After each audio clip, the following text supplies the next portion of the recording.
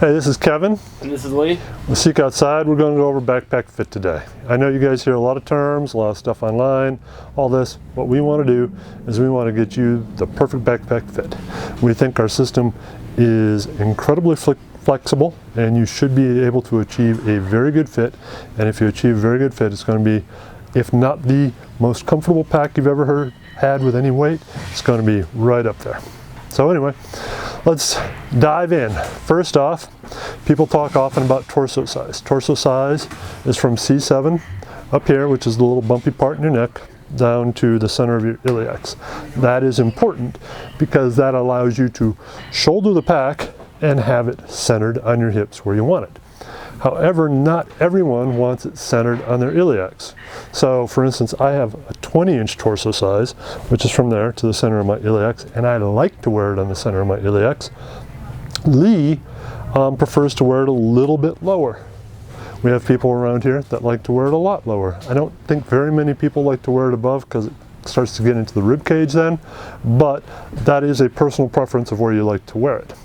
On top of that, some people like to wear or have the frame down a little bit because they like to be able to reach back and grab bottles, and if they have shoulder flexibility issues and they're using water bottles, it's a little bit easier if they let it ride a little lower. So there can be any number of reasons why people like it to ride a little lower.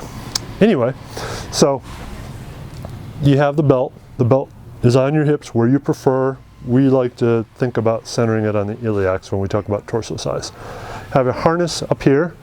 The harness, typically, the center of your harness should be right around the C7 up here, although it's really not an issue as long as you have enough coverage right here and the placement up here is good. Then you have load lifters. You use load lifters to bring the load in and up, taking load off of your shoulders at this point. That's especially important when you're dealing with heavy loads. So, in the case, there's also, finally, there's frame height. You don't necessarily want too tall of a frame, but you want a tall enough frame that you can get sufficient lift for the load, but you also want to be able to move your head. So like in your case right now, can you move your head pretty well? Yeah, I can see straight up. Yeah, so look behind me. So you would be good. Now some people don't necessarily care so much about moving their head. I like to move my head. I think you can overframe yourself. You can always make it get off your shoulders by adding more frame and more frame.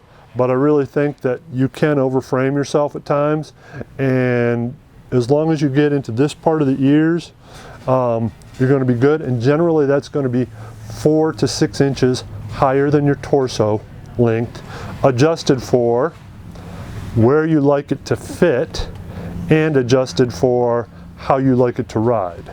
So in this example, I have a 20-inch torso, and if I have it wrapped, I can haul heavy loads with a 24-inch frame, no problem.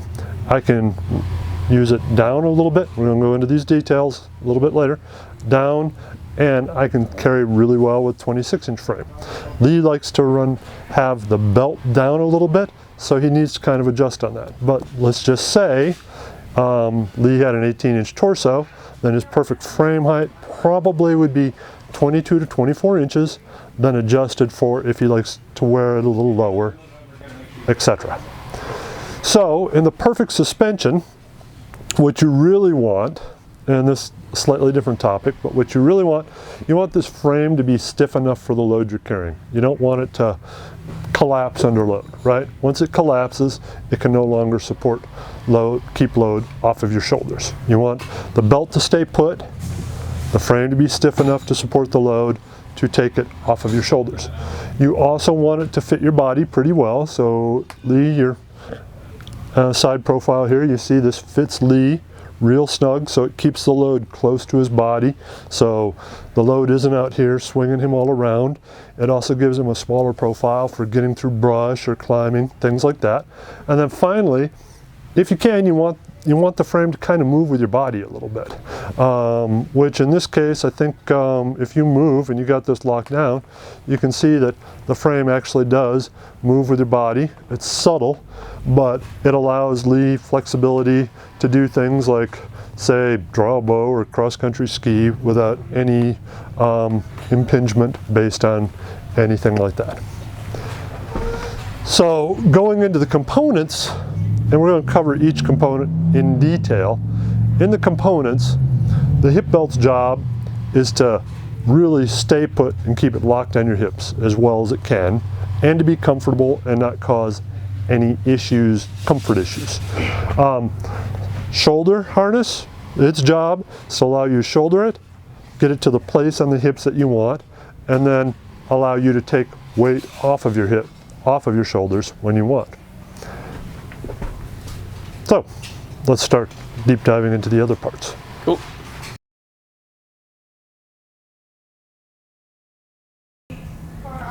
So this is our belt. Our belt has 3 positions that it can be connected. Our standard position that we ship on is the first grommet down, where the frame hangs a little bit below the belt. This works really well for a lot of people. For me, this position works pretty good with a 26-inch frame. Some people want the frame to ride lower than the belt. So they want the belt in one position, the frame another. This might be to access bottle pockets, etc. The people that tend to like this seem to be a little more slender, have a little less derriere. But you know, you can give it a try and perhaps it's for you. They also have a tendency to like a little higher frame height as well. And then finally there is wrapped, in which you wrap the grommet around and then feed this through. When you wrap the grommet around, you wrap it like this and you run this through, and you can actually wrap these 2 together and connect them all as one, so there's grommet on each side. It's real solid. That raises the frame up in relation if you like a high ride. That's my preference, although I'm fine with our standard configuration as well. In addition, our belt can be configured to be floating or captured. When it floats, it does this, it auto articulates into your body. When it's captured, it does not. This is really personal preference here. For the majority of our users, floating seems to work really well. Some people prefer to have it captured. I actually like it captured with a lumbar pad, although I can use floating quite well, but I like it captured because it keeps it a little cleaner and dirt and stuff when I set the pack down. To change it from floating to captured, you take this frame hold down, it's back here, undo this buckle, and then put it over like this, and tension it tight. Now it's captured. So we're kind of upside down here, just because it's easier for us to work in this example. In addition to floating or captured, you can have an added lumbar pad. The lumbar pad has 3 different things of foam, and you can stuff it how you like. If you really want, you can throw socks or gloves in there if you're really trying to save weight. Lumbar pad can be attached to the belt if it is in captured or if it's in floating mode. To do that, you wrap this around as such and connect the 2 pieces of Velcro on the back. This stays put quite well once you have it in here. One of the advantages of the lumbar pad is that it actually creates a little more space here in the back, and it does some correction on the frame for people. So imagine maybe your body doesn't align up quite as well as these does. Maybe you have a very deep lumbar or big shoulders and the frame comes in a little too tight. Maybe it even hits you in the derriere. This will most likely solve that, but this also corrects it like this, giving you a little bit better angles on the body. So our standard belt comes with 2 different buckle options. There is the quad buckle, which threads all 4 pieces, and then there is the dual pull. Remember we talked about hips in our version of Perfect Fit. It gets on the hips, it cups the hips, so you tension the top, tension the bottom, you cup them. This also is better in case you are having any actual hip soreness at all, because you can loosen a little tension here, loosen a little tension there, and as much as you try to say, well, you shouldn't have hip soreness padding or perfect fit. People don't always have perfect fit with a belt and stuff in the woods. So some people like the quad. The quad does good tension. Some people prefer dual. Let's talk about forward pull. You can do forward pull on here if you want right now. We do not provide a mechanism for it. My personal opinion is that if you have really good fit, you do not need forward pull or excessive tension. I like to have these off on the side. They pull kind of forward anyway when they're off on the side, but you can carry heavy loads without excessive tension if the belt is fitting you really well. But all you really need to do is you can put a little carabiner, a cheap one, you put a big D carabiner, or you can put something that's like a bachelor buckle here, and you can forward pull, and it does work well. I've used it that way several times. So in the field, if you decided you need more tension, you have a carabiner, you can really just put a carabiner in here and create forward tension. Okay, show me where your iliacs are. Right there, right? Yep. So these got probably a good 3 inches of belt in front of the iliac. That's great there. The more coverage you can get here, the better, because sometimes when people get hip pain right here, that is caused by not having enough coverage there, and they're putting too much tension right there about it. So if you can get this pretty well in front of the iliacs, that's going to be your best bet. When we're talking belt sizing, you're better off using your true waist size than your pant size. Now let's talk about what a really good belt fit looks like. Lee has a really good belt fit right here. This belt has a lumbar pad on it. Lee has a preference for the lumbar pad, although it doesn't seem to be a strong lumbar pad preference, right? This does kind of give him a little bit better angles here. However, you can see the partial articulation here, even though this is in captured mode, and you can see that this belt has really good integrity through here. And this is exactly what you want when you put weight on it, and he doesn't even have that much tension on it. You see it just stays in place and keeps its integrity. I can probably hop on his shoulders right on the frame, and he probably would have excellent integrity there. That is your goal right there. And you don't have insane tension on the... Yeah, no, I can even, like, I can even sit you down.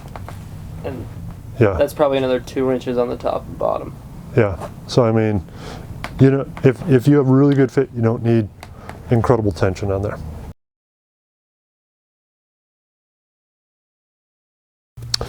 Our harness uses a redirect system on webbing for torso adjustment.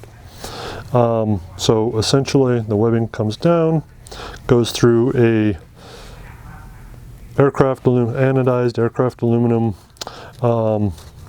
piece of hardware, comes back up through this slider right here. You go through both sides, this locks it down really well, and then you go up to a 1-inch ladder lock, which you take any extra tension out of. On a pack, it looks like this right here. Here's the harness, it's redirecting down. This little attachment piece is right down here, comes back up, gets threaded through there, and goes up here. This allows you to adjust it from anywhere from way down here for about a 15-inch torso all the way up to the top. The next adjustment on the harness is for the load lifters. The load lifter adjustment is right here, and this piece is sewn in, but you have this slider which you can move, which puts it in different spots on your clavicle. For me, I don't even need it to go through the slider. It's fine right here, lines up really well. However, some people, bigger shoulders, smaller shoulders, may want to move this around. In general, you want to keep this kind of the front of your clavicle. So let's see how harness looks in the field now that it's adjusted. With Lee, we see that he probably could go up 1 inch in adjustment here. It's a little low here, but it fits and provides good coverage here. It's more important that he has good coverage here and that this is in the right spot than right here, and this is also set up for him to shoulder right. He has the sternum strap engage, which provides some extra stability and a bit more of a load support right across the chest there. Then finally, he has the load lifters engaged here, and see he is not using the slider to adjust it. This is just in its natural position, and it's taking the shoulder straps really off of his shoulders and some of the weight off of his shoulders at this moment. So we have a real good fit on Lee here. Let's go over shouldering, taking the pack on, taking the pack off, because you want that good fit to work across every time you put the pack on, take the pack off. The one thing Lee is going to do is he's going to release these load lifter straps, because if you don't, then you can start to get creep. He lifts up off his shoulders, and next time he shoulders the pack, his belt goes a little lower. Then he lifts it up a little bit, keeps doing it, and he's like, oh, all of a sudden this 24 frame is really tiny on me, you know? Right. So, go for it, Lee. Cool. Loosen these a little bit.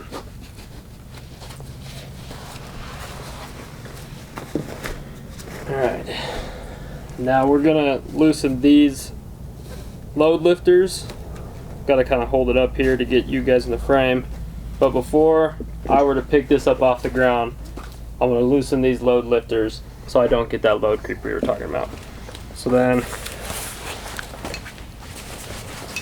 I'll re-shoulder the pack bag. I like to bend over at an angle, especially when I got weight in, to put my hip belt on. And if you get your hip belt in the same place every single time, you should be able to get all of your other straps in the exact same adjustment every single time. Of course, adjusting for things like maybe a lighter load or a heavier load. And now I'll go ahead and cinch these load lifters down, drawing the pack bag into my shoulders, and keeping the weight more in my body. Yep, bringing the weight in real close and taking the straps and taking the load off of his shoulders a bit. Right.